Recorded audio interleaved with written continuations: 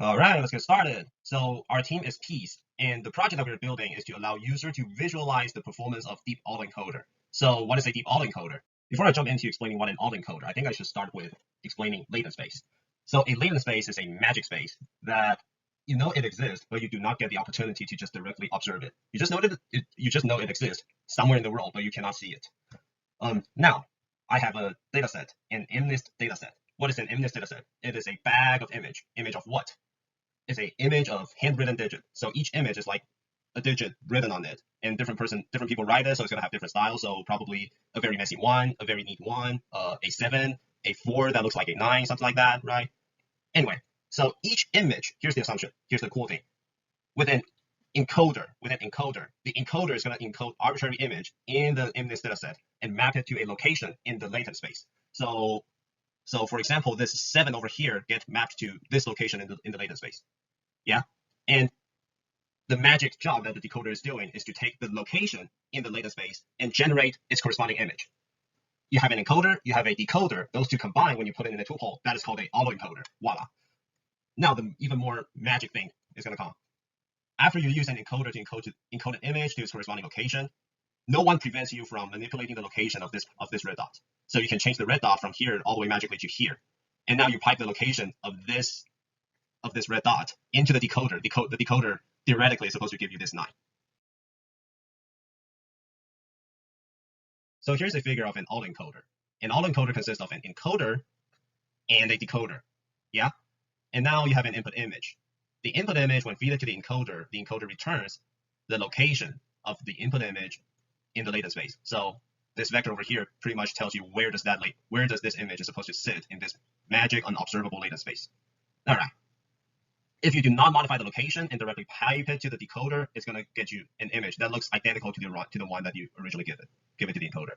But if you manipulate this vector over here and you pipe it to the decoder, it's probably going to give you something else. And let's see autoencoder in action using the web application that we have built.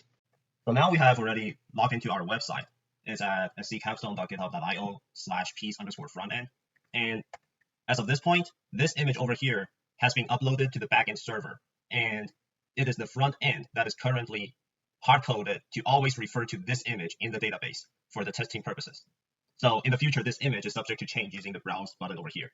And right now, before we hit encode, all the values, these slide bar over here, if you will, corresponds to the value in the latent vectors. And right now it is at the default value, which is all 0. After I hit the encode button, you're going to notice it changes a little bit, just a little bit, not a lot. And then I hit the decode button. Here's a regenerated image of this one. Of course, there is some reconstruction loss like this one. It's already it's pointing downward, like this pointing downward, but this one over here is pointing upward, but it still looks like a 4. So yeah. So now the fun part is that I can get to change the value in the latent space. So if I change this one, I click decode again. It gives me something like 3. And now I change it back. Maybe manipulate this one, drag it over here. Oh no, probably I want to drag it this direction and hit decode.